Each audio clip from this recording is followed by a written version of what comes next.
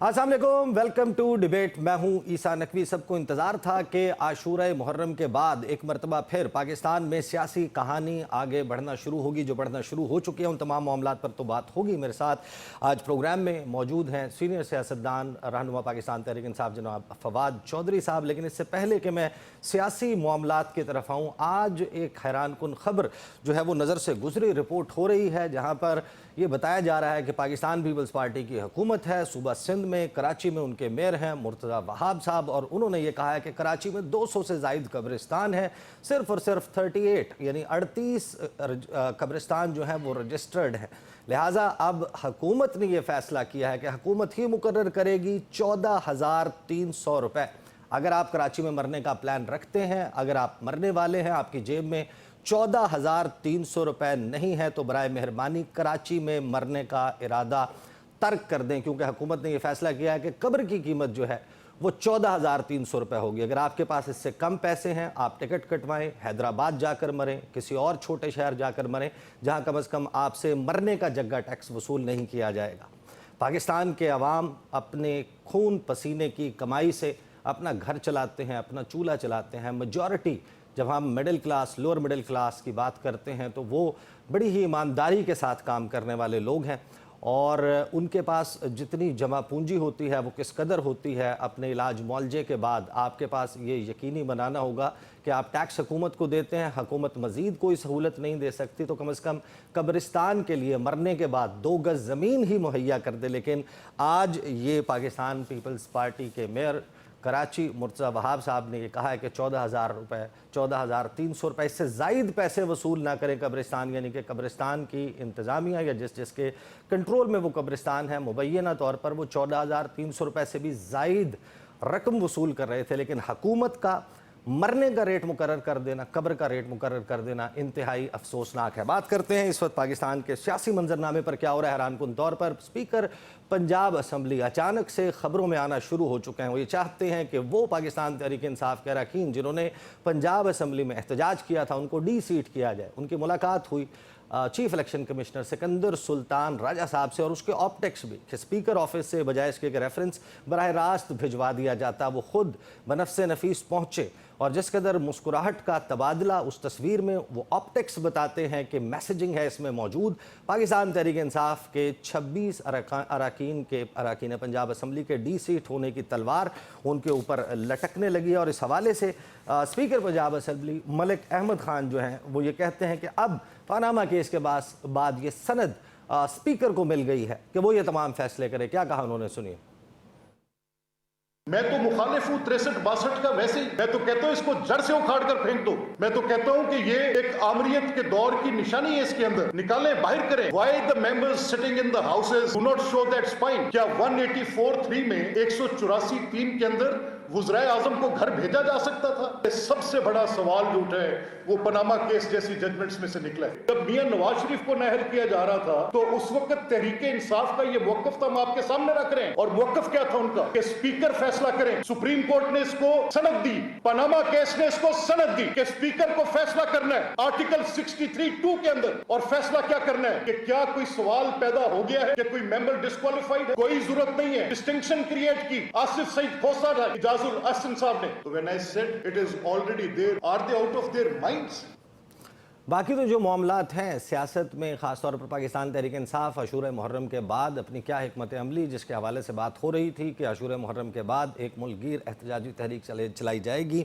दीगर मामलात हैं खैबर पख्तूनख्वा, ख़ासतौर पर जो कबायली इलाका जात हैं वहाँ पर जरगा सिस्टम बहाल करने के हवाले से जो बातें चल रही हैं, और फिर उसके ऊपर पाकिस्तान तहरीक इंसाफ का बड़ा ही सख्त रद्द-ए-अमल सामने आया, उस पर भी बात होगी। लेकिन फवाद चौधरी साहब, आगाज़ में अगर तो आप तबसरा करना चाहें, ये जो 14,300 रुपये कब्र का रेट और नर्ख मुकर्रर करना हुकूमत की तरफ से ये कैसा फ़ैसला है, लेकिन साथ में ये भी बताएं कि एक बात ज़ाहिर है कि गुज़श्ता तकरीबन 10-12 दिनों में शहर इक़्तिदार में बड़ी चहमगोइयाँ चल रही थी कि जैसे हुकूमत रपरोशमा चाहती है पाकिस्तान तहरीक इंसाफ से।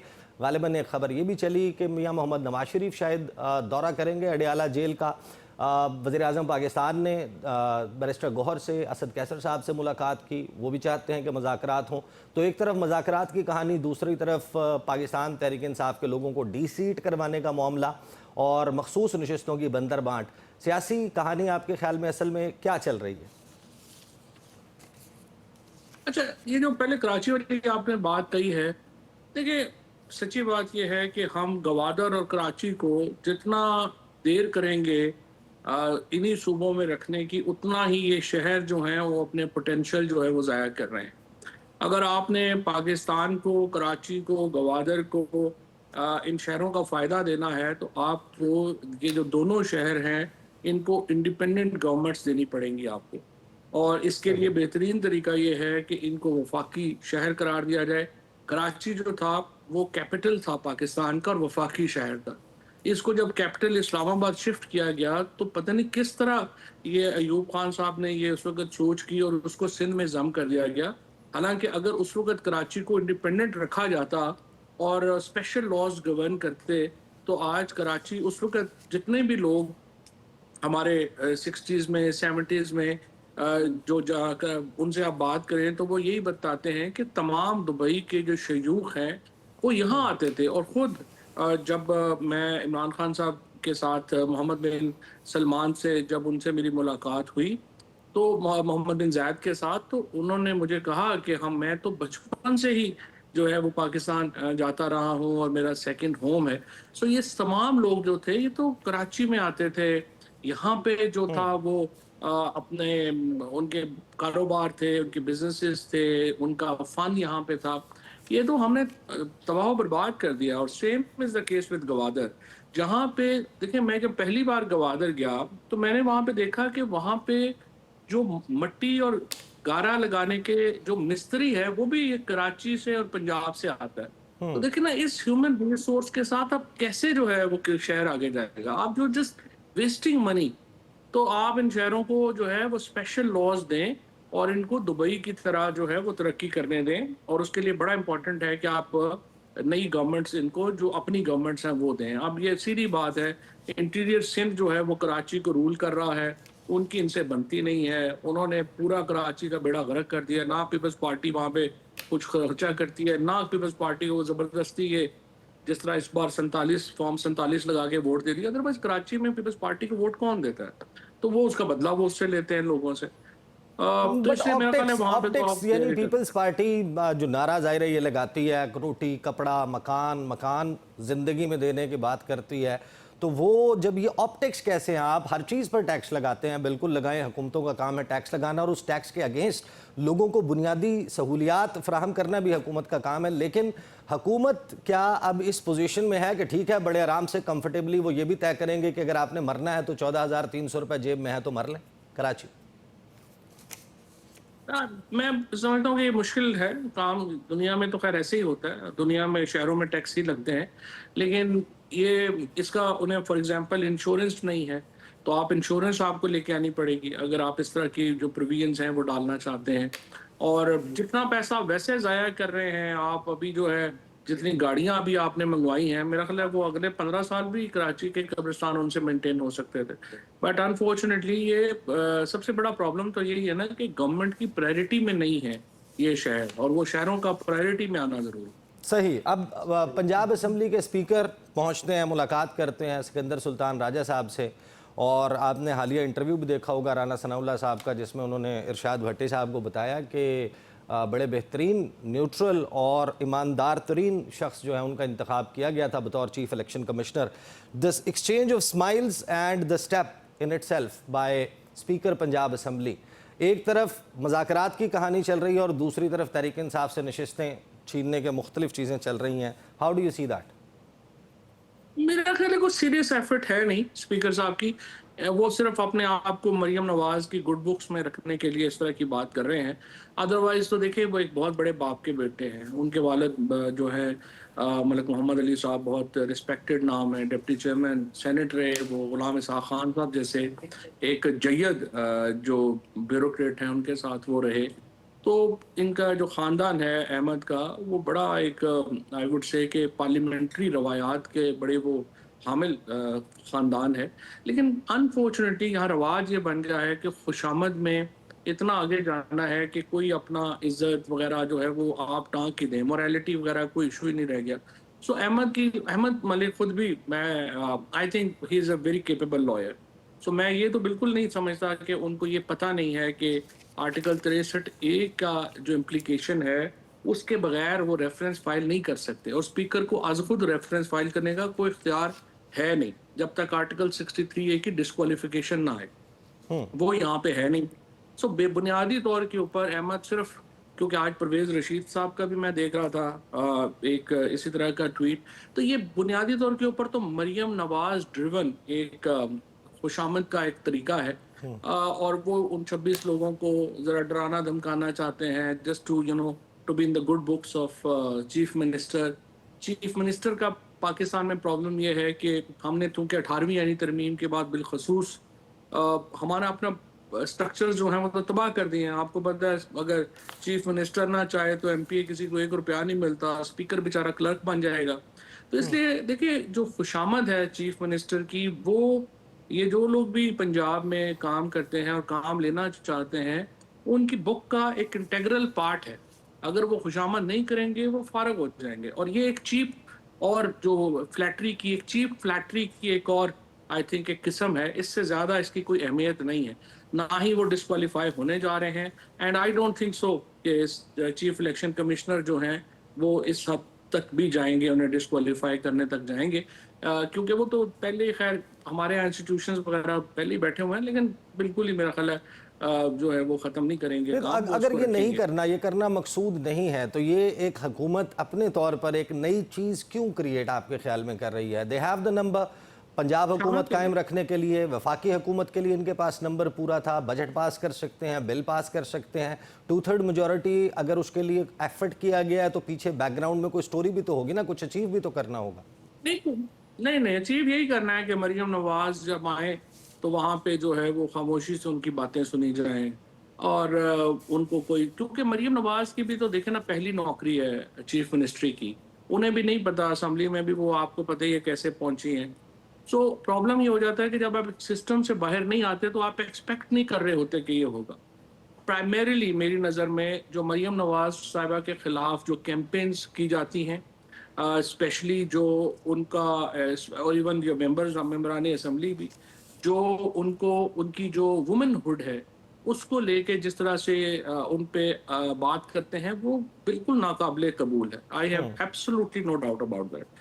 جو چاہے وہ عظما بخاری ہوں، چاہے مریم اورنگزیب ہوں، چاہے بشرا بی بی ہوں، چاہے مریم نواز ہوں، جو بھی پبلک فگر ہیں خواتین پاکستان کے اندر، انفارچونیٹلی ایک بہت ان پڑھ جاہل اور ایک زمانہ جہلیت کے لوگ جو ہیں وہ بیٹھے ہوتے ہیں جو کہ عورتوں کی تذلیل کرنے کو اپنا فخر سمجھتے ہیں، اور ان کو یقینی طور کے اوپر اس کو جو ہے وہ نہیں آپ کر سکتے ان کو کہ they can go ahead with everything. I agree. بڑی مناسب بات آپ نے کی ہے کہ خواتین کو ان کے خاتون ہونے کی وجہ سے ٹارگٹ کیا جانا، مسوجنسٹک ریمارکس پاس کرنا، اس قسم کی گفتگو کرنا، یہ کہیں بھی قابل قبول نہیں ہے. لیکن تحریک انصاف کے لوگوں کے سامنے جب اکثر یہ سوال رکھا جاتا ہے، وہ یہ کہتے ہیں کہ آپ بات ٹھیک کر رہے ہیں، لیکن کیا ان خواتین کے پاس لائسنس ہے کہ یہ اسی قسم کے جملے بازی ہماری جماعت کی خواتین کے متعلق کر سکیں، بشرا بی بی کے متعلق، ڈاکٹر یاسمین راشد، صنم جاوید یا دیگر لوگوں کے متعلق کر سکیں؟ وہ تو میں نے آپ کو پہلے ہی کہا کہ وہ تو، اور مریم نواز تو انفارچونیٹلی باقاعدہ انکریج کرتی ہیں کہ جو لوگ زیادہ گالیاں دے رہے ہیں ان کو وہ فالو کرتی ہیں. پھر ایک بہت ہی 3rd کلاس قسم کے صاحب جو ہیں یا جو بھی لوگ ان کے وزٹ کرتے ہیں پنجاب میں، یہ ان کو پاکستان کے اندر جو باہر بیٹھے ہوئے ہیں اور جو بنیادی طور کے اوپر سوائے گالیاں دینے کے اور کچھ نہیں کرتے، ان کو جس طرح سے گورنمنٹ پروٹوکول دیتی ہے تو اوبیسلی گورنمنٹ تو انکریج کر رہی ہے نا اس طرح بھائی کو. اور بہرحال یہ تو چھوٹی باتیں ہیں ہماری سوسائٹی. صحیح، البتہ صحیح جو آپ نے ابھی ظاہر ہے کہ ملک احمد خان صاحب کے فیملی بیک گراؤنڈ کا بھی بتایا کہ ہی کمز آف اور ہی ہیز اے فادر، جن کی ایک لیگیسی ہے، ایک نام ہے، ماضی میں رہا ہے. لیکن آج انہوں نے گفتگو کرتے ہوئے ملک احمد خان صاحب نے کچھ اور باتیں بھی کی ہیں، تحریک انصاف کو کچھ مشورے بھی دیے ہیں کہ ان کو کیا کرنا چاہیے اگر ان کا لیڈر جیل میں موجود ہے. انہوں نے کیا کہا، میں آپ کو ذرا سنوانا چاہتا ہوں. भाई किसको तकलीफ नहीं आई? आपका लीडर आज जेल में है तो भाई जाओ अदालतों में बात करो, बाकी लोग भी जाते थे। लोगों को तो फांसियां दी गई हैं, लोगों के घरों में अमवात मुआके हुई हैं, लोगों की माओं के जनाजे उठे हैं, बीवियों के जनाजे उठे हैं जेलों में बैठे। किसकी तकलीफ के मतलब क्या बात करें? तो क्या इस सब का विक्टिम ये असेंबलियों के फ्लोर होंगे? तो मलिक अहमद खान साहब, या ये जो माइंड सेट है इन इट सेल्फ कि सड़क पर आकर आप एहतजाज नहीं कर सकते, उसकी हम इजाज़त नहीं देंगे, दफ़ा 144 लगी हुई होगी, असम्बली में भी आप आकर बात नहीं कर सकते या एहतजाज नहीं कर सकते, उसके आगे भी एक बंद जो है वो एक तरीके से हुकूमत ने बांधने की कोशिश की है। ये रेफरेंस भी शायद उसी सिलसिले की कड़ी है।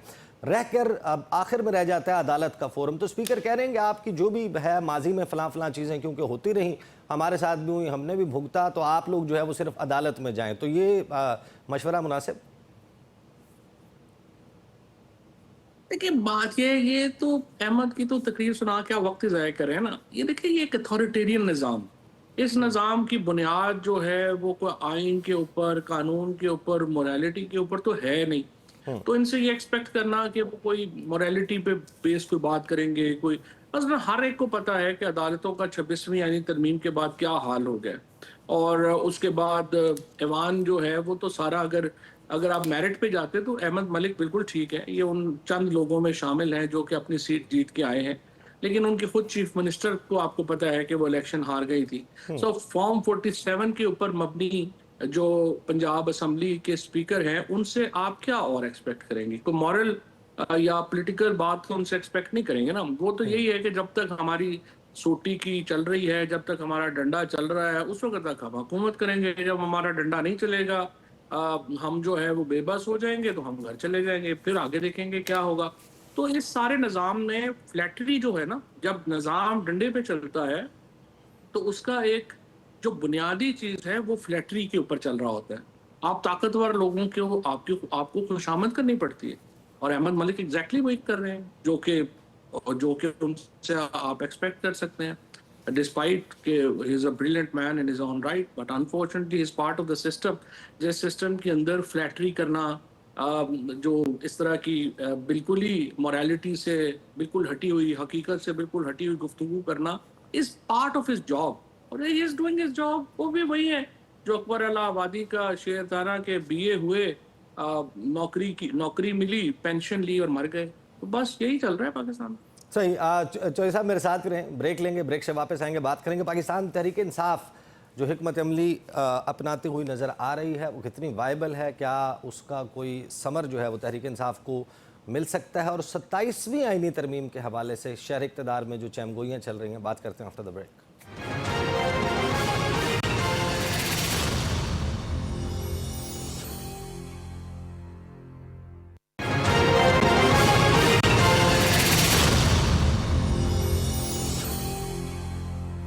Welcome back after the break. गुफ्तगू का सिलसिला जारी है। फवाद चौधरी साहब हमारे साथ मौजूद हैं। फवाद चौधरी साहब, आप बड़े इन्फॉर्म्ड सियासतदान तसव्वुर होते हैं, आप उठते बैठते हैं शहर इक़्तिदार के सियासी ड्राइंग रूम्स में जहाँ पर बड़ी अहम गुफ्तगू चल रही होती है। ये बताएं 27वीं आईनी तरमीम के हवाले से कुछ मिथ्स हैं ज़ाहिर जो चल रही हैं, कुछ थियरीज़ हैं जो फ्लोट की जा रही हैं, बातें की जा रही हैं कि शायद सदर मुमलिकत के कुछ इख्तियारात कम होने हैं, वो इख्तियारात कहीं और ट्रांसफ़र होने हैं, मौजूदा असम्बलियों ने अपनी मुद्दत बढ़ानी है। आप तक क्या इतलात पहुँची हैं अब तक? आप जो ज़ाहिर है कि पार्ट ऑफ डिस्कशन जो मुख्तलिफ रहनुमा, आपकी दोस्तियाँ भी हैं ज़ाहिर है कि बहुत इन्फॉर्म्ड सियासतदानों के साथ, तो क्या इस वक्त बज़ क्या है शहर इक़्तिदार में? 27वीं आईनी तरमीम वाकई हुकूमत लाने जा रही है, अब नंबर भी पूरा हो गया उनके पास, और उसमें क्या है? देखिए पहली बात तो ये कि नंबर तो खैर उनके पास पहले भी पूरा था। मुझे तो समझ ही नहीं आई कि उन्होंने ये सुप्रीम कोर्ट का बिल्कुल कमर क्यों तोड़ी है और पार्लियामेंट की बिल्कुल रही सही हैसियत ख़त्म क्यों की है। जब आपने इसके बगैर भी 26वीं तरमीम करवा ली थी तो 27वीं भी आप करवा लेते। लेकिन आपने इस प्रोसेस में जो बेचारे कॉन्स्टिट्यूशनल बेंच के जजेस हैं, जिस तरह से उनकी को थोड़ी बहुत अगर था भी तो वो आपने बिल्कुल उनको ख़त्म कर दिया। पार्लियामेंट के अंदर को थोड़ा बहुत था वो भी बिल्कुल ख़त्म कर दिया। तो बिल्कुल वो जिस तरह हम पंजाबी में कहते हैं कि नंगे चिट्टे ही हो गए।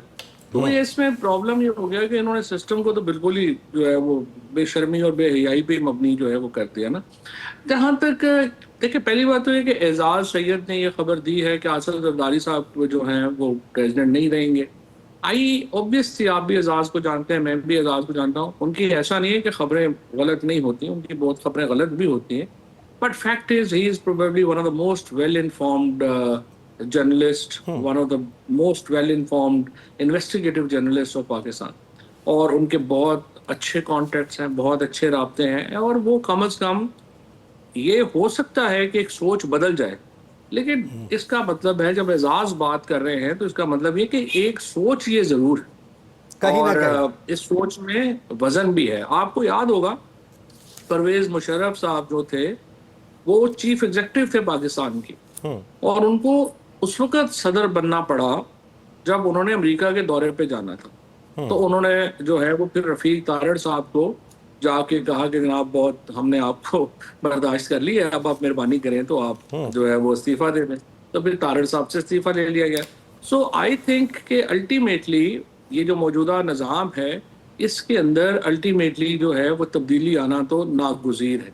वो सिर्फ देखना यह है कि क्या वो इसी नवंबर दिसंबर में आनी है या वो अभी 6-8 महीने साल बाद आनी है. सो टाइम ही है, लेकिन अल्टीमेटली तो देखें इसके अलावा कोई रास्ता नहीं है, क्योंकि ये निज़ाम इस तरह तो नहीं चल सकता. नहीं तो जब जिनके पास तैयार है उनको ही जो है वो ऑफिस भी देना पड़ेगा. तो जब ख्वाजा आसिफ साहब बात करते हैं कि ये हाइब्रिड निज़ाम है, हाइब्रिड निज़ाम बहुत अच्छा होता है, 90 की दिहाई में आ जाता तो पाकिस्तान दिन दोगुनी रात चौगुनी तरक्की करता, तो वो जो गुफ्तगू कर रहे हैं, क्या आपके ख्याल में ये एक इशारा है कि आप, या डिबेट है सिर्फ, या आप फीलर ले रहे हैं, ये टेस्टर है जो फेंका जा रहा है कि फॉर्मलाइज ही कर लें किसी 27वीं आईनी तरमीम में सिविल मिलिट्री बैलेंस को, जिसके हवाले से आप भी माजी में कहते रहे हैं कि आपको एक ज़ाब्ता बनाना है, आप बना लें पाकिस्तान की ग्राउंड रियलिटीज़ के मुताबिक, ताकत का तवाज़ुन बरकरार रहे. पिंडी इस्लामाबाद में तो शायद चीज़ें ज़्यादा बेहतर चल सकती हैं.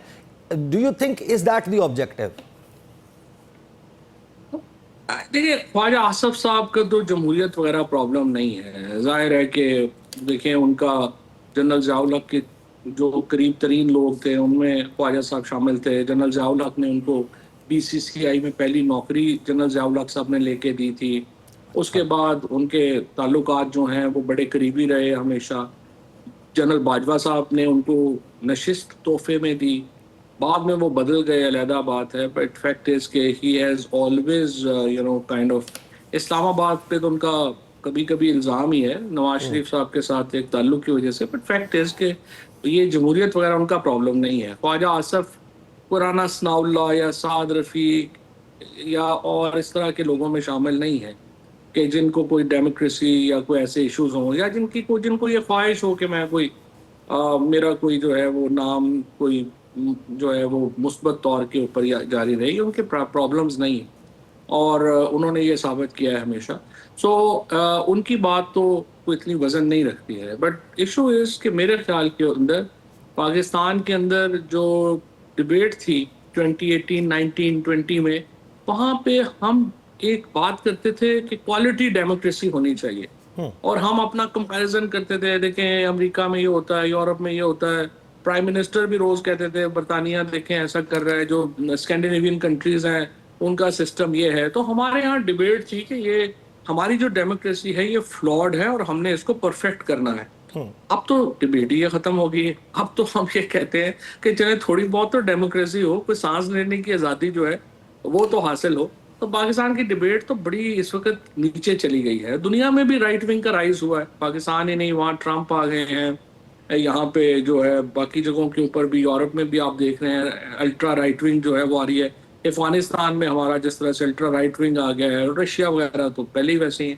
सो अनफॉर्चुनेटली हमारे यहाँ जो अपनी डिबेट थी वो भी बड़ी ज़्यादा नीचे चली गई है, और हम तो सिर्फ चाहते हैं कि थोड़ी बहुत तो कोई आज़ादियाँ हों, और वहाँ पे तो बाकी जगहों के ऊपर उनका अपना अपना इफेक्ट है. सो ये डिबेट की क्वालिटी डेमोक्रेसी हो वो तो पाकिस्तान में अभी है नहीं. अभी तो ये है कि यार को थोड़ा बहुत सांस डेमोक्रेसी को, सिविलियन सेटअप को थोड़ा बहुत सांस लेने की इजाज़त रहेगी या नहीं रहेगी. आप ये देखते हैं मेरे ख्याल में. लेकिन चौधरी साहब, इस तरह मुल्क को चलाएंगे कैसे? आपने दुनिया के साथ ताल्लुकात कायम करने हैं. डोनाल्ड ट्रंप ये समझते हैं कि पाकिस्तान में सबसे फैसला कुन शख्सियत, जिसके पास फैसले का इख्तियार है, या ताकतवर तरीन शख्सियत, वो उनको इन्वाइट करते हैं, वाइट हाउस में मुलाकात करते हैं. वज़ीर आज़म को मार्को रूबियो की कॉल आती है, and he is happy to receive calls of the British foreign the American secretary of state. तो अगर हमने ये डाउनग्रेड कर ही लिया है वज़ीर आज़म का, तो फिर अब आपने फ्यूचर में इंटरेक्ट करना है. Why would President Donald Trump call President Asif Ali Zardari, अपने हम मनसब को, अपने पाकिस्तान में चीफ एग्जीक्यूटिव को जब वो कॉल ही नहीं करते, तो आप इसी तरीके से इस सिस्टम को चलाते रहेंगे? या जो ख्वाजा आसिफ साहब कह रहे हैं कि ये बेहतरीन हाइब्रिड निज़ाम है, या राना सनाउल्लाह साहब भी यही सजेस्ट कर रहे हैं, तो ये मामला उसी को फॉर्मलाइज करने की तरफ जा रहा है कि ठीक है, फिर जो ताकतवर शख्स है उनको दे दीजिए, कोई आइनी रोल दे दीजिए, आइन में गुंजाइश पैदा कर दीजिए, ताकि ये तमाम चीज़ें, इनको क्रिटिसिज्म ही ना किया जाए, इसको उस प्रेजेंस से ना देखा जाए कि why this meeting is taking place in white house. सच्ची बात ये कि देता तो कोई नहीं है, लेता ही है. जो ले सकेंगे वो तो जाहिर है कि उन्होंने जब लेना है उन्होंने लेना है. और मेरे ख्याल में भी देखें, ये जहाँ इख्तियार है ऑफिस ने भी उधर ही जाना है. ये हो नहीं सकता कि ये इस किस्म का निज़ाम, जिस तरह आपने बड़ा अच्छा टर्म यूज़ किया है कि प्राइम मिनिस्टर का ऑफिस जो है वो आपने डाउनग्रेड कर दिया है पहले ही, तो अब आपने प्रेसिडेंट का ऑफिस जो वो भी जाहिर है वो तो पहले बेचारा डाउनग्रेड है. और ये सिर्फ मामला आप देखें ना इंटरनेशनल प्लेयर्स में नहीं है. खुद आप इमरान खान देखें ना, वो क्या कहते हैं, वो कहते हैं मैं तो बात करूंगा तो एस्टैब्लिशमेंट से बात करूंगा, इनके पास तो है ही नहीं ना कोई हैसियत है. और जब आपने देखा कि जब उन्होंने बात की, जब आपने मीडिया ने तनकीद की और पीटीआई ने जो है वो बातचीत शुरू कर दी नून लीग से और पीपल्स पार्टी से, वो एक मीटिंग ही अरेंज नहीं करवा सके जेल में. सो उससे इख्तियार का भी पता चल जाता है, उससे हैसियत का भी पता चल जाता है. सो मुल्क के अंदर भी लोग जो हैं वो फ्रेंकली मौजूदा सिविल सेटअप को नहीं देखते as far as policy is concern. नहीं तो मौजूदा हुकूमत तो ग्राउंड रियलिटीज़ को समझते हुए ये सब तस्लीम करती जा रही है. इमरान खान साहब ने क्यों, जब उनको ऑफर हुई थी कि एंटनी ब्लिंकन आपको कॉल कर लेते हैं, जो बाइडन से आपका राब्ता नहीं होगा तो वो कॉल ले लेते. William J Burns CIA director वो पाकिस्तान आए, उनको ना कहा जाता कि आप जाकर अपने काउंटर पार्ट DGI जो उस वक्त फैज़ हमीद साहब थे उनसे मुलाकात कर लें. वेंडी शर्मन से मुलाकात या कॉल ऑन जो है वो रिफ्यूज़ ना करते, शायद मसाइल थोड़े कम होते. आप भी मान लेते. हाँ नहीं, सही बात नहीं. इमरान खान तो ये नहीं करते. मसला अभी मैं गया था, इनका USA का था इनकी इंडिपेंडेंस डे का function. I was actually taken aback. Prime minister साहब, आपके इंटीरियर मिनिस्टर, आपके foreign minister, I mean literally half of the cabinet जो थी वो वहाँ पे थी, और खुद प्राइम मिनिस्टर जो थे वहाँ पे थे. तो इमरान खान से ये एक्सपेक्ट करना कि वो कोई किसी USA के नेशनल डे के ऊपर जाके तकरीर कर देंगे या चले जाएंगे, ये तो नामुमकिन बात है. वो बड़े आई वुड से कि एक रख रखाव उनको यही है कि बराबरी के ऊपर ताल्लुकात होंगे. बराबरी के ऊपर ताल्लुकात होते नहीं. इसका नुकसान इमरान खान को हुआ भी है. और सच्ची बात यह है कि वो 2 साल से अगर आज जेल में है तो उसमें उनकी जो अपने आप के लिए, और वो जो हमेशा बात करते हैं कि वो बराबरी के ऊपर बात करते हैं, वो झुक के बात नहीं करते, और is a man of conscious, जिसकी वजह से वो सारी तकलीफें जो हैं वो उठा रहे हैं. सही. और इन लोगों का तो ये प्रॉब्लम ही नहीं. तो अभी इन तकलीफ़ों से निजात के लिए वो कोई आशूरा मुहर्रम के बाद कहा था कि तहरीक चलाएंगे. आप बड़े नकाद हैं कि पाकिस्तान तहरीक इंसाफ की जो लीडरशिप जेल से बाहर है वो या तो कॉम्प्रोमाइज्ड है या निकम्मी है. इन दोनों में से कोई एक चीज़ है जो आप कहते हैं. अब ये बता दें, अलीमा खान साहिबा कहती हैं कि प्लान जो है वो सलमान अकरम राजा और अली अमीन गंडापुर को दे दिया है. अगर वो नहीं बता रहे, डिस्क्लोज नहीं कर रहे, तो इसमें कोई हिकमत या उनकी अक्लमंदी शामिल होगी. Do you agree with that? अक्लमंदी तो उनकी शामिल है इसमें तो कोई शुबा नहीं. लेकिन बात यह है कि इमरान खान ने, जहाँ तक आपको याद होगा कि उन्होंने कहा था कि उमर अयूब और सलमान राजा जो हैं वो बताएंगे. तो मेरा तो ख्याल यही था, और हम कह भी रहे थे लोग कि मंडे को आज प्रेस कॉन्फ्रेंस करेंगे और उसमें तहरीक बताएंगे. देखिए, मैं नकाद जो हूँ, मैं ये नहीं समझता कंप्रोमाइज है. आजकल जो भी इमरान खान की बात कर रहा है, चीज़ें कर रहा है, बड़ी हिम्मत का काम कर रहा है. Problem is the capacity. मेरे ख्याल में इनकी कैपेसिटी नहीं है. और मैंने खान साहब से भी ये बात मतलब हाँ मुलाकात में कही है कि देखें सर, आपका स्टांस है लेकिन स्ट्रैटेजी नहीं है. अभी आप कह रहे हैं ना हिकमत अमली क्या होगी, हिकमत अमली तो है ही नहीं, होनी क्या. इनको पता ही नहीं क्या करना है क्या नहीं करना. अगर इनके पास हिकमत अमली होती है एहतजाज की भी, देखिए सबसे पहली बात तो देखें ना, खान साहब को बाहर की हकीकतों का पता होना चाहिए. वो जेल में है, उनके पास इंफॉर्मेशन लिमिटेड है. अब उनको पता होना चाहिए कि देखें आप एहतजाज एक बड़ी अपनी पॉलिटिकल स्ट्रेटजी का हिस्सा के तौर के ऊपर तो बना सकते हैं, लेकिन एहतजाज ही को सिर्फ स्ट्रेटजी बनाना آئی تھنک یہ کوئی عقل مندی نہیں ہے. اور آج عمران خان کی جو پاپولیرٹی ہے، اتنی بڑی پاپولیرٹی کے باوجود اگر وہ 2 سال سے جیل میں ہے تو اس میں بہت بڑا حصہ پی ٹی آئی کی اپنی اسٹریٹجی نہ ہونے کا ہے. آج آپ نے الائنس بنا لیا ہوتا، آج آپ نے ایک پریشر جو ہے وہ کریٹ کر لیا ہوتا. ابھی بھی میں سمجھتا ہوں پی ٹی آئی کو مولانا فضل الرحمان کے ساتھ مل کے کے پی کی حکومت چلانی چاہیے. سینٹ کا الیکشن جے یو آئی اور پی ٹی آئی کو مل کے لڑنا چاہیے. جی ڈی اے کو، جماعت اسلامی کو، شاہد خاقان عباسی کو اپنے ساتھ بٹھائیں اور پھر بات چیت بھی ہو جائے گی اور پھر وہ رزلٹ اورینٹیڈ ہوگی. ابھی تو جو کرنا چاہ رہے ہیں، تحریک اور چلانا چاہ رہے ہیں، تحریک چلائیں. ہمیں بھی بتائیں کیا اس میں وہ کرنا چاہیں گے، کیا کریں گے. جو ہمارا چھوٹا موٹا ہم حصہ ڈال سکتے ہیں ہم بھی ڈالیں. نہیں تو اب ظاہر ہے کہ آپ ہمیشہ سے ایک گرینڈ اپوزیشن الائنس اور تمام لوگوں کو مل کر چلانے کی بات کرتے رہے ہیں، لیکن ابھی تو لگتا یہ ہے کہ تحریک انصاف کا ایک مقابلہ حکومت سے ہے، ایک مقابلہ اسٹیبلشمنٹ سے ہے، ایک مقابلہ جو ہے ان کا خود سے اپوزیشن پارٹیوں سے خود سے ہے. نہیں، سب سے پہلے تو اپنے آپ سے مقابلہ ہے، آپس میں ایک دوسرے کے دست و گریبان ہیں، اور پھر ظاہر ہے کہ اپوزیشن پارٹی سے بھی ان کا ایک مقابلہ ہے جے یو آئی ایف کے ساتھ، جس کا آپ کہتے رہے کہ وہاں پر سپیس بنی ہے، لیکن وہ تو بڑے اکھڑے نظر آتے ہیں. وہ بڑا ویلکم کر رہے ہیں، وہ چاہتے ہیں ان کو مزید نشستیں، مخصوص نشستیں جو تحریک انصاف کے حصے کی بنتی ہیں وہ ان کو مل جائیں. تو وہ تو معاملہ وہاں جا رہا ہے. آپ ذرا خیبر پختونخوا میں فاٹا والا معاملہ، جیسے اس کا انضمام ہوا تھا، آپ کے دور میں ہوا تھا، اس کے بعد اب یہ دوبارہ ایک جرگہ سسٹم بحال کرنے کی بات ہو رہی ہے. تحریک انصاف اس کو لنک کر رہی ہے کیونکہ مائنز اینڈ منرلز کا معاملہ ہے، وہ ہم نے بل پاس نہیں کیا، اب شاید وہاں پر بحال کر کے کچھ فیصلے جو ہے وہ بالا ہی بالا ہو جائیں مائنز اینڈ منرلز کے حوالے سے، اور پھر بڑا سٹرونگ اپوزیشن. خیبر پختونخوا میں آپ کو لگتا ہے کہ عوامی سطح کے اوپر یہ ایک مقبول فیصلہ ہوگا؟ دیکھیے، بات یہ ہے کہ خیبر پختونخوا کے مسائل جو ہیں وہ حل ہی نہیں ہو سکتے جب تک کہ افغانستان سے آپ کے تعلقات ٹھیک نہ ہو. اور اب جب روس نے بجائے اس کے کہ پاکستان کو پہلا ملک ہونا چاہیے تھا جو افغانستان کو تسلیم کرتا، آپ جب پوری دنیا ان کے خلاف لڑ رہی تھی، آپ جو ہے ان کی حمایت میں لڑتے رہے. جب وہ اقتدار میں آ گئے ہیں تو اب ہم نے فیصلہ کیا کہ نہیں، اب ہم نے ان سے لڑنا ہے. اس طرح تو نہیں اسٹریٹجی بنتی کہ آپ رات کو ایک فیصلہ کریں، اگلے دن آپ دوسرا کر لیں، تیسرا کر لیں. تو ان کی تو کوئی جو ہے نا وہ نہ کوئی دیرپا ہے نہ کچھ ہے. مائنز اینڈ منرلز میں بھی دیکھیں، پہلی بات تو یہ ہے پی ٹی آئی کی پالیٹکس اپنی جگہ ہے، کے پی کی اپنی جگہ ہے، لیکن آپ نے مائنز اینڈ منرلز کو دیکھنا ہے کہ وہ پاکستان کا مفاد کس میں ہے. اگر آپ مطمئن ہوتے ہیں کہ پاکستان کا مفاد یہ ہے کہ یہ مائنز اینڈ منرلز کے اوپر ہم ایگریمنٹ کریں تو ہمیں کرنا چاہیے. صحیح، یہ کوئی ٹھیک ہے. بات نہیں ہے کہ جی اپنا ہم اس چیز کو بھی پالیٹکس کے لیے یوز نہیں کرنا چاہیے. چیزیں ہوتی ہیں جن کو آپ نے کرنا ہے، چیزیں ہوتی ہیں جن کو آپ نے نہیں کرنا. ٹھیک ہے. فواد چوہدری صاحب ہمارے ساتھ موجود تھے، بہت بہت شکریہ آپ کے وقت کا. بریک لیں گے، بریک سے واپس آئیں گے. ہمارے ساتھ موجود ہوں گے سینیٹر کامران مرزا صاحب، جے یو آئی ایف سے. بات کریں گے موجودہ سیاسی منظرنامے خیبر پختونخوا اور اپوزیشن کی اسٹریٹجی کے حوالے سے آفٹر دا بریک.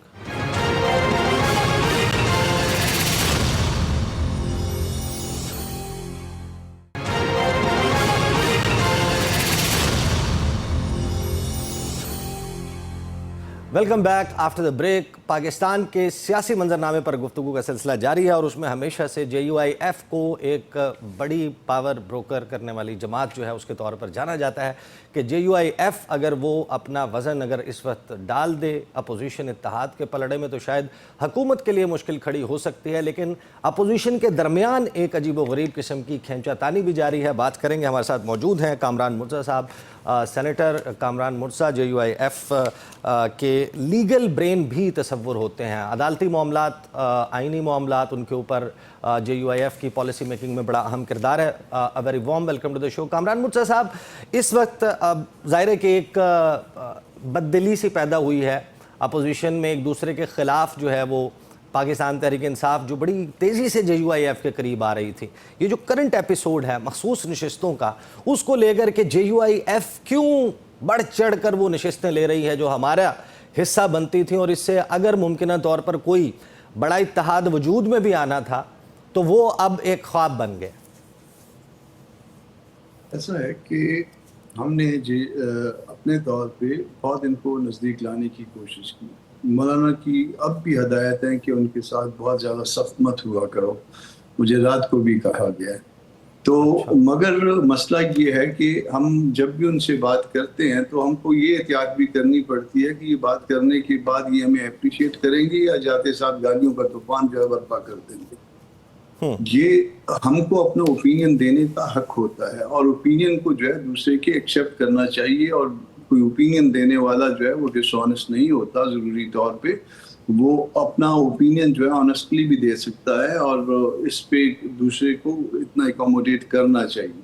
ان کے ہاں صرف یہ ہے کہ یا تو کوئی ان کے ساتھ چلے تو بہت اچھا ہے, بھلے وہ غلط بھی ہو, اور اگر ان کو کسی جگہ پہ اپوز کر لے تو وہ پھر اس کے بعد جو ہے نا تنقید کی جو ہے نا دروازے اس پہ کھل جاتے ہیں.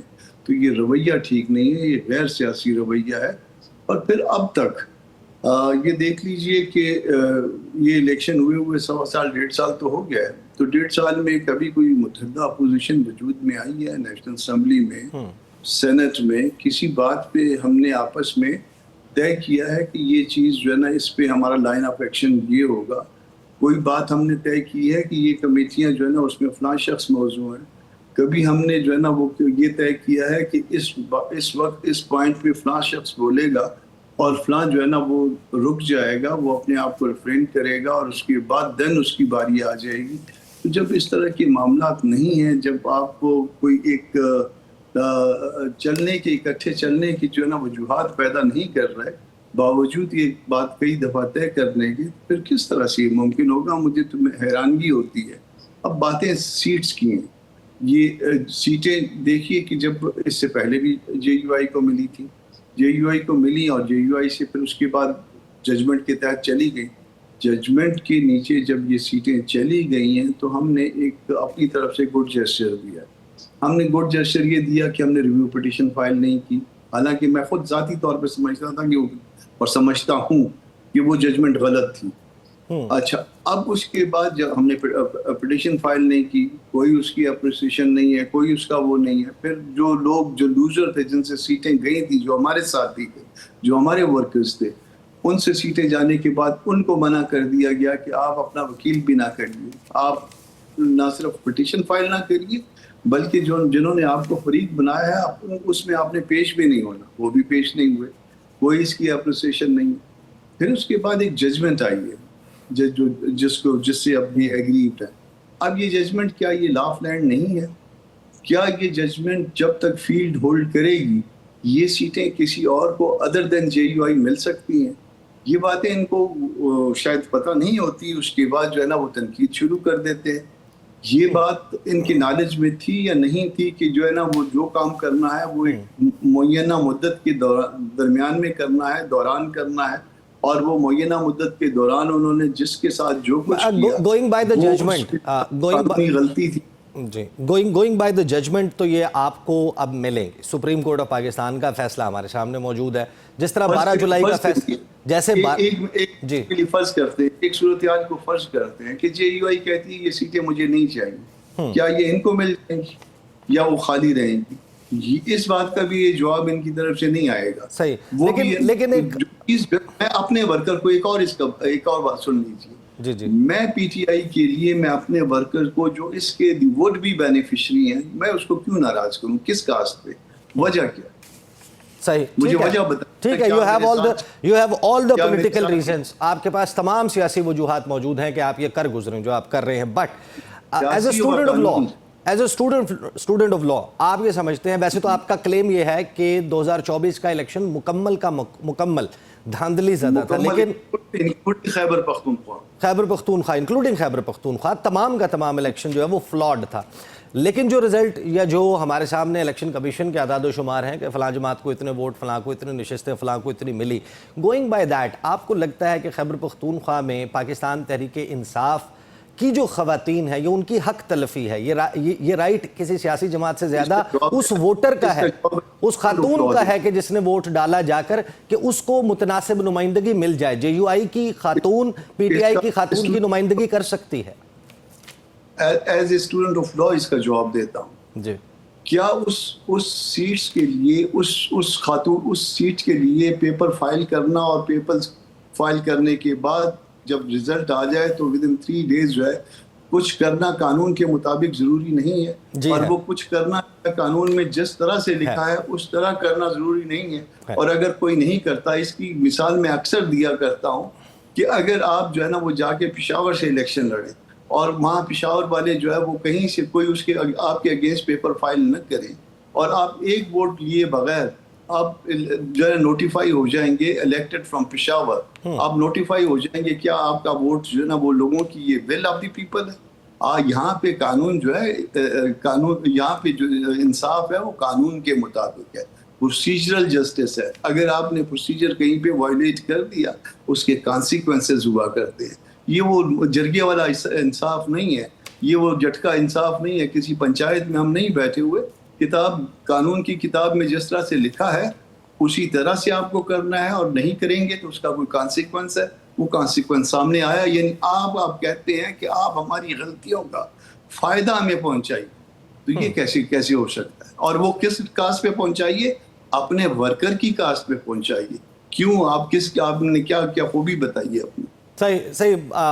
ذرا کوئکلی اس طرف بھی آ جاتے ہیں. پاکستان تحریک انصاف کا اس وقت آج ایک بڑی سٹرانگ پریس کانفرنس آئی ہے جو قبائلی علاقہ جات میں جرگہ سسٹم کی بحالی ہے، اور پھر وہ اس کو جوڑ رہے ہیں مائنز اینڈ منرلز کے معاملے پر کے ساتھ. مولانا فضل الرحمان نے بھی اس شبے کا اظہار کیا تھا on floor of the National Assembly کہ مائنز اینڈ منرلز کے پیچھے بہت سی قوتیں لگی ہوئی ہیں. ابھی یہ جو چینج آ رہی ہے آپ اس کو آئینی سمجھتے ہیں؟ وہ کہتے ہیں، وہ حوالہ دے رہے ہیں 25ویں آئینی ترمیم کا کہ اس کے بعد یہ اختیار تو ہے ہی نہیں کسی اور کے پاس، یہ تو صوبے کے لوگ. ہم تو چیلنج، اب پی ٹی آئی ابھی بہت پیچھے ہے. پی ٹی آئی نے آج پریس کانفرنس کی، ہم بلوچستان میں اس کو چیلنج بھی کر چکے ہیں. آپ نے شاید میڈیا پہ دیکھ لیا ہوگا، اگر نہیں دیکھا تو تھوڑا سا سرچ کریے. بلوچستان میں یہ ایسا ہے کہ دو صوبوں کو اکٹھی حاجت پیش آئی مائنز اینڈ منرل کی، اور یہ دو صوبوں کی اکٹھی حاجت بھی ایک ہی جیسی تھی، اور وہ حاجت جو ہے نا وہ وہاں پہ پوری ہو گئی. وہاں پہ جو ہے نا مینوپولیٹ ہو گیا. بلوچستان میں یہاں پہ ابھی تک مینوپولیٹ نہیں ہو پایا، اور ہم اس کے آگے رکے ہوئے ہیں. مولانا اس کے آگے رکے ہوئے ہیں. تو وہاں جو ہے نا چیلنج ہو چکا مولانا کی ہدایت کے مطابق، اور یہاں پہ بھی جو ہے نا ہم اس کو پورا اپوز کریں گے. یہ ایسا نہیں ہے کہ جو چیز صوبوں کی ہے وہ ہم صوبوں سے چلے جانے دیں گے. صحیح. ایک انفارمیشن جو لیگل فرٹرنٹی میں اور خاص طور پر پولیٹیکل پارٹیز ان میں بڑا تیزی سے ٹریول کرتی ہے، اگر کوئی آئین سازی ہو رہی ہو، قانون سازی، اس وقت بز ہے 27ویں آئینی ترمیم کی. آپ کو، آپ کی جماعت کو کیا اس کے کسی بھی جز کے حوالے سے یا جزیات کے حوالے سے کانفیڈنس میں لیا گیا، کچھ بتایا گیا؟ کیونکہ اس وقت شہر اقتدار میں تو چہم گوئیاں بہت زیادہ چل رہی ہیں اس کے حوالے سے، ایوان صدر کے حوالے سے بھی، ایک شاید فارملائز کرنے کے حوالے سے اس ہائیبرڈ سسٹم کو کہ ٹھیک ہے کوئی خواجہ آصف کی گفتگو سنے اس سے کچھ اندیا ملتا ہے. آپ تک کوئی ایسی اطلاع پہنچی؟ رسمی طور پہ تو کوئی نہیں، کسی نے نہیں بتایا. ابھی میں تھوڑی دیر پہلے ظفر نقوی صاحب کا جو نا ایک ویلاگ سن رہا تھا، پھر میں نے اس کو فارورڈ کر دیا مولانا صاحب کو. وہ اسی 27ویں امینڈمنٹ کے حوالے سے ہے. تو جو کچھ تھا وہ آپ کے ذریعے جو کچھ آتا ہے سب سے پہلے آج کل تو آپ کے ذریعے آتا ہے. میرا خیال ہے اگر کچھ ہوگا، کچھ کو ہو رہا ہوگا تو وہ نون کے دوستوں کو بھی نہیں پتا ہوگا، وہ پیپلز پارٹی کے دوستوں کو بھی نہیں پتا ہوگا.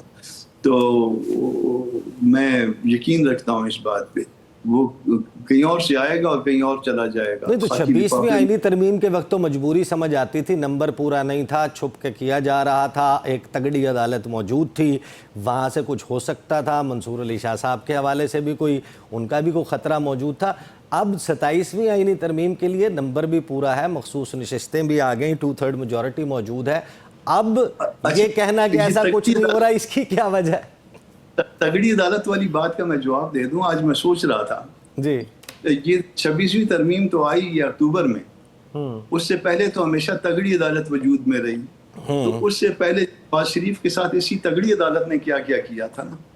اسی تگڑی عدالت نے جو ہے نا وہ ایک ایکسٹینشن، جو اپنے چپراسی کو ایکسٹینشن نہیں دے سکتی، کسی کو ایکسٹینشن 6 مہینے دے دی اور کہا کہ لیجسلیٹ کرو. اسی تگڑی عدالت نے کیا تھا نا. اس وقت تو 26 امینڈمنٹ نہیں آئی تھی.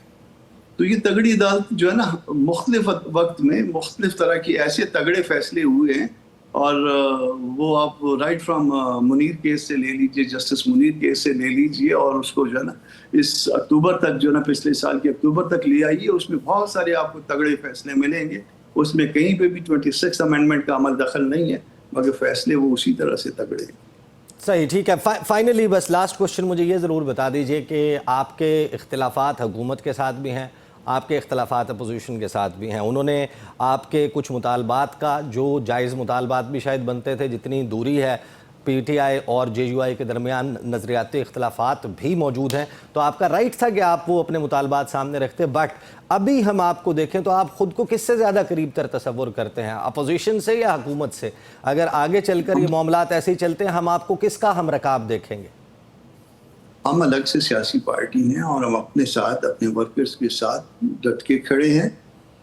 سارے مطالبات جب ہم نے سامنے رکھے تو میں ایک دن اپنا اسد کیسر صاحب کا, کیونکہ اس طرف سے اسد کیسر صاحب ریپرزینٹ کرتے تھے پی ٹی آئی کو اور میں جو ہے جے یو آئی کو ریپرزینٹ کرتا تھا, تو میں نے اس کے بہت عرصے کے بعد ایک اسد کیسر صاحب کا جب انٹرویو سنا تو مجھے بڑی حیرانگی ہوئی. انہوں نے کہا کہ جو مطالبات تھے ان کے وہ تو ہم نے کبھی بھی خان کے سامنے نہیں رکھی, اور مین وائل کسی اور دوست نے ہمیں کہا کہ جی وہ خان صاحب نے اوکے کر دیے.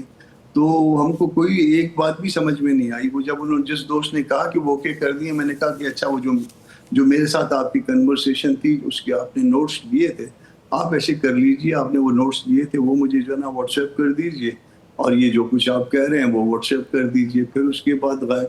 تو ہم جو ہے وہ اپنے ورکر کے ساتھ کھڑے ہیں, ہم اپنے منشور کے ساتھ کھڑے ہیں, ہم اسی کے مطابق جو ہے نا اس وقت ہم اپنے آپ کو نہ حکومت میں جو ہے, یہ حکومت میں پی ٹی آئی حکومت میں ہے تو وہ ایک طرف وہ بھی حکومت میں ہے, اس کے پاس ایک مخصوص علاقہ اس کو ایلوکیٹ ہوا ہوا ہے, باقی دوسرے لوگوں کو دوسرے علاقے ایلوکیٹ ہوئے ہوئے. تو جی سب کے پاس علاقے ہیں اور وہ سارے جو ہے نا وہ اسکیم کے مطابق ہیں. صحیح. بہت بہت شکریہ. سینیٹر کامران مرتضیٰ صاحب ہمارے ساتھ موجود تھے. Cracks of the story 7 July Monday 11 محرم جو بات چل رہی تھی کہ پاکستان تحریک انصاف غالباً کوئی بہت بڑے دھانسو قسم کا, ایک بہترین قسم کا احتجاج کرنے جا رہی ہے, شہر اقتدار میں چیزیں پھر تلپٹ ہوں گی, سیاسی عدم استحکام ہوگا. تحریک انصاف کی طرف سے ابھی تک کوئی واضح حکمت عمل سامنے نہیں آیا. آج پریس کانفرنس بھی ہوئی, اس کا فوکس فاٹا اور خیبر پختونخوا یہ والے معاملات تھے. اس میں ایک واضح حکمت عملی, تاریخوں کا فقدان نظر آتا ہے, جس کا مطلب یہی ہے کہ سیاسی منظرنامہ فی الوقت ایسا ہی چلتا ہوا نظر آئے گا. اور I'll switch back towards the end to the story جہاں سے ہم نے اس پروگرام کا آغاز کیا تھا کہ کراچی میں 14,300 روپے قبر کا مقرر کرنا, شاید اس سے زیادہ بھی لیا جاتا ہو, لیکن حکومت کی طرف سے یہ مقرر کرنا ایک میسج ہے پاکستان کے, خاص طور پر اس حصے میں, اس شہر میں, اس کازموپولیٹن میں رہنے والے شہریوں کے لیے کہ اگر آپ کی جیب میں اتنا پیسہ نہیں ہے تو یہاں پر مرنے سے گریز کریں, کہیں اور جائیں, کہیں اور جا کر فوت ہوں. اگر یہاں پر فوت ہوں گے تو شاید آپ کو تدفین کے لیے جگہ بھی نہ ملے. حکومت کو کم از کم یہ ایک ایسا معاملہ ہے جس میں ایک شخص جو اس دنیا سے چلا گیا, اپنے پالیسی پر, اپنے رویے پر نظر ثانی کرنے کی ضرورت ہے. اب تک کے لیے اتنا ہی, اجازت دیجیے, اللہ حافظ.